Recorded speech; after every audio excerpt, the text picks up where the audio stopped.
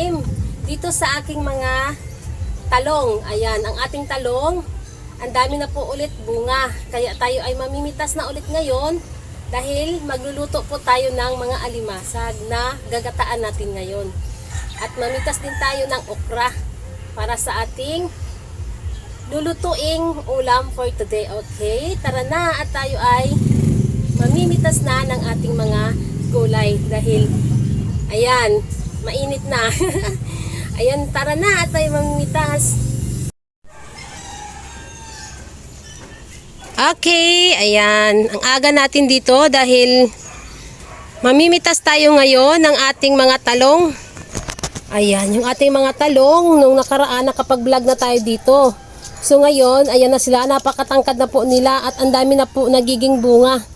Ay, nakailang pitas na po tayo sa ating mga talong na ito. Dito na itinanim natin sa mga gilid ng mga sako. Ayan oh. Napakalusog po nila. Napakaganda po ng kanilang mga bunga. Nakita nyo yung bunga niya oh. Ayan, napakahaba. Ayan, wow. Grabe, ang ganda ng bunga. Ayan, pipitas tayo ngayon dahil maggagata tayo ng alimasag. Maglalagay tayo ng talong at saka okra at saka kalabasa. So ayan, mamimitas tayo ng ilang piraso, yung mga pwedeng-pwede lang pitasin. Ayan, ang dami nating mga bunga ng talong. Doon sa kabila, sisilipin din natin dahil ang dami ding naging bunga. Ayan na po yung ating talong. Wow, look at that, grabe. Napakatangkad na po nila, ang daming nagiging bulaklak. Ayan oh, bulaklak nila oh. Ito na po yung ating mga talong. Nung nakaraan na i-vlog na natin sila. Ganyan na po sila ngayon katangkad. Napakaganda po nila oh. Ayan, ang daming bulaklak. Ang dami pang magiging bunga. Ayan, hiyang na hiyang po sila sa mga pag-uulan. Napakaganda ng kanilang bulaklak. Ayan. Yung ating mga talong, mas maigi po talaga magtanim tayo sa tag-ulan dahil gustong-gusto pala ng talong yung tag-ulan. Ayan, silipin natin dun sa kabila yung ating mga iba pang pipitasin. Okay, ayan, dito tayo sa kabila dahil sisilipin natin yung ating mga talong dito. Napakatangkad na po ng ating talong oh. Wow, look at that. Nakarang araw, nakapagpitas ako dito. Napakadami kong napitas nung nakarang araw. So ito po yung mga natira. Ayan, napakaganda ng bunga. Ayan, oh, yung ating mga talong dyan. Napakatangkad na nila. Pero namumulaklak pa sila. Ayan, dito sisilipin natin. Ayan, oh. Ayan, napakahirap dumaan dito dahil may mga bago tayong mga tanim. Ayan, dito tayo. Ayan, ang ating mga talong dyan. Wow, ang ganda ng kanilang mga bulaklak, oh. Ayan, ang mga talong. Napakatangkad na po nila. Ang bilis nilang tumangkad pero grabe, nakita yung mga bulaklak nila oh. Diyan nung nakarang araw, ang dami ko diyang napitas. So ngayon, mamimitas tayo ulit. Ayan oh, napakaganda po ng bunga ng ating mga talong. Wow. Ayun, may mga manok po ako doon sa likod. Ayan sila. Ang dami nating manok. Ayan, sa susunod na araw, i-update natin yung mga manok natin dahil malalaki na sila.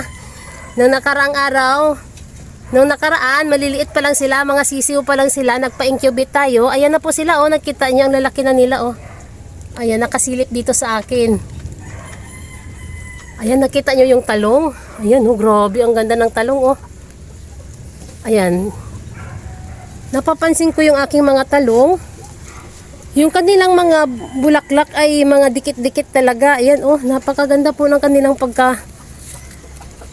Ayan oh, nakita nyo yan, ang kanilang mga bulaklak. Ayan, ang dami nilang magiging bunga oh. Makikita mo talaga yung mga dahon na kulay green, green na green. Ayan ang ating mga talong dyan. Ayun, nakarang araw dyan ako namitas, ang dami kong napitas dyan. Ngayon, ayan, pipitasin na naman natin ulit yung mga natitira dito. Dahil titigas po yan pag sila ay matanda na. Pero look at that, napakaganda po ng kanilang mga bulaklak oh. Ayan. Ayan ang ating mga talong, napakatangkad ng ating mga talong.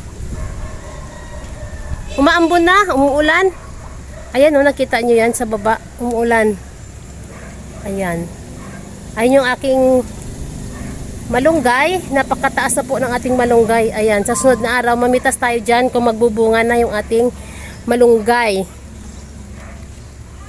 Okay, tara at pitasin na natin itong mga natira na nakarang araw na i-vlog natin.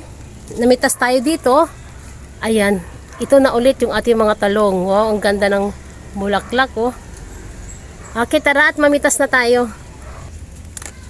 Okay, ayan. Ito po yung ating pipitasin. Itong pwedeng-pwede na dito. Ayan. So, ayun. Ang ating pipitasin dito ng mga talong. Wow. Ayan, nalaglag. Kukunin natin. Okay. Ayan. Ayan. Doon tayo sa kabila kasi alanganin pa ito. Masarap ito pang torta. Itong mga mahahaba na ganyan. Okay, ay dito tayo mamitas. Ayan, oh. Ayan na po yung ating napitas dyan. Ito yung ating lagayan. Ayan, oh. Nalaglag. Ayan, dito na lang natin ilagay. Nandito, ayan, oh. Nakasahod dito sa ating mga pichay na ito. Ang daming pichay. Ayan, may mga bago tayong mga tanim na mga pichay, oh. Ayan, oh. Ayan, ang bilis po nilang tumaba. Ayan, oh. Ang bilis nilang lumaki. Ayan ang ating mga pichay. So ayan, sa sunod na araw na lang tayo mamitas ng ating pichay dahil ito po ay ngayon lagay natin sa ating ginataan na ayan, medyo maliliit lang po yung ating kukunin. Ayan, mga ilang piraso lang, mga 4 lang siguro. Ilalagay lang natin sa ano kasi meron po tayong mga kalabasa at saka okra. Ang ating ilagay sa ating ginataan na alimasag. So nandito yung mga mahahaba dito. Bukas o sunod araw, pipitasin natin yung mga naandyan para sa ating tortang talong. Ayan, yung ating pipitasin ngayon, medyo maliliit pa lang dahil yan po ay hindi pang torta. Panglagay na lang natin sa ating mga ginataan. So magdagdag pa tayo ng isa pa. Okay, ayan, yung ating mga 4 or 5 lang ang ating pinitas ngayon na talong. So nandito, kukuha tayo ng ating mga okra. Yung ating okra ay maliliit pa po yung ating ibang okra dito. So, meron tayo ditong okra, nagbubunga na siya. Ayan po yung ating okra, oh. Ayan. Ayan po yung okra natin. Napipitasin ngayon. So, mayroon naman tayong kalabasa doon. Ayan, ito lang po yung ating okra na nagbubunga sa ngayon dahil yung ating okra na iba maliliit pa po ang ating mga okra. Ayan, oh. Kita nyo yan. Mga bagong tanim ang ating mga okra. Ayan. Sa sunod na araw, mag-a-update tayo dito sa ating mga okra na ito. Okay. Tara at pipitasin na natin yung ating okra. Ayan. Ang hirap dito dumaan dahil madami tayong mga tanim. Mga bagong tanim po yung ating mga naandito. Okay. Ayan. Ay, ang hirap.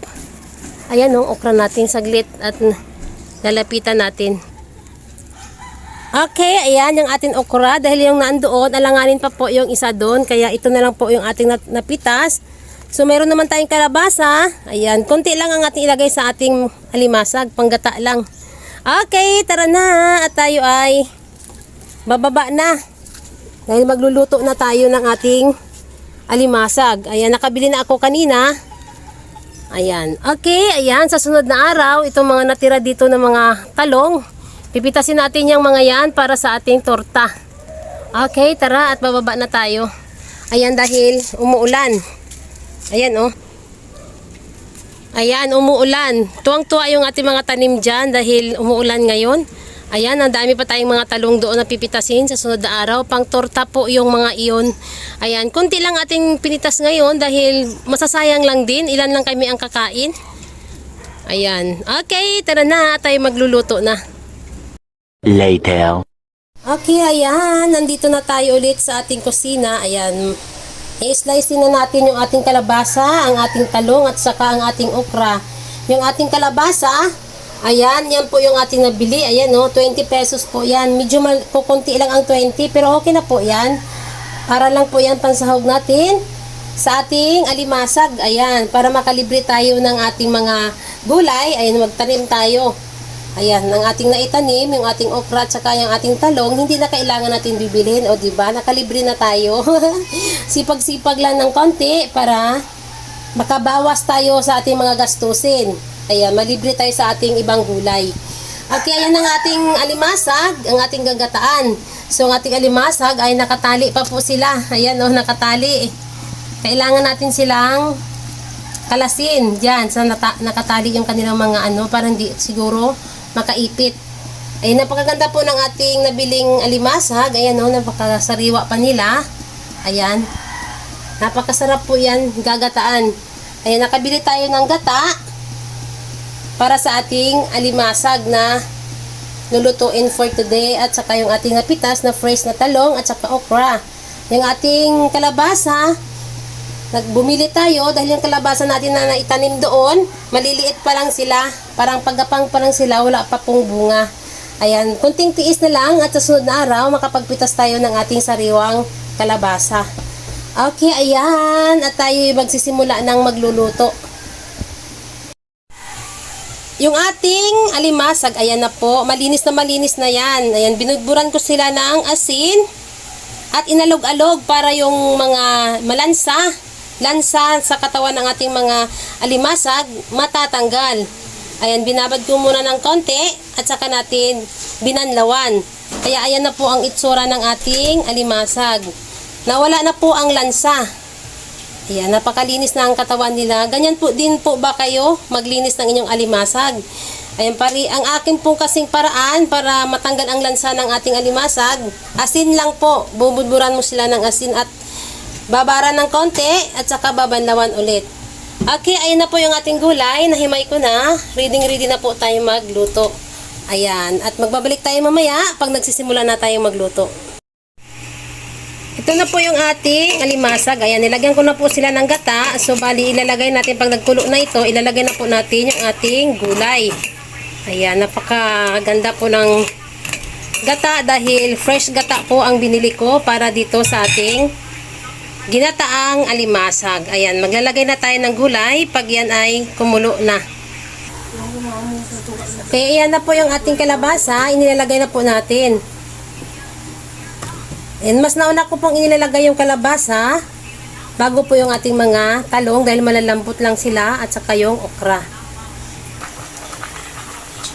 Okay, ayan. At malambot na po yung ating kalabasa. Isinunod ko na po yung ating talong. Ayan. Ang ating mga talong na fresh na ating pinitas. Ayan, napakasarap niyan. Isusunod na rin na po natin yung ating mga okra. Ayan. Tatakpan muna natin yan. At mamaya, sisilipin natin kung sila ay luto na. Okay, silipin na natin yung ating niluluto kung siya ay luto na. Wow! Bango! Ayan, grabe. Sinong gustong kumain ng ganitong luto? Ang lutong Ilongga. Sa mga mahilig dyan, kumain ng mga alimasag at saka may gulay na ganito, gagataan nyo lang po yan. Napakasariwang gulay at mayroon tayong alimasag. Wow! Sarap niyan. Grabe, ang bango. Okay, ayan. At mabilis lang po maluto yung ating mga gulay dahil pangit po yan pag malanta yung ating mga gulay. Ayan.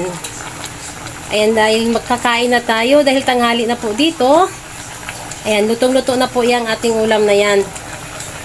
Okay, kunting kulo na lang at maluluto na. Ayan. Magtatapos na tayo dahil tanghali na. Ready na tayong kumain. Okay, thank you sa inyong lahat sa walang sawang panonood sa aking mga vlog. Naway mayroon kayong natutunan araw-araw sa aking mga ibinablog dito sa aking rooftop garden. Ayan, thank you! Bye!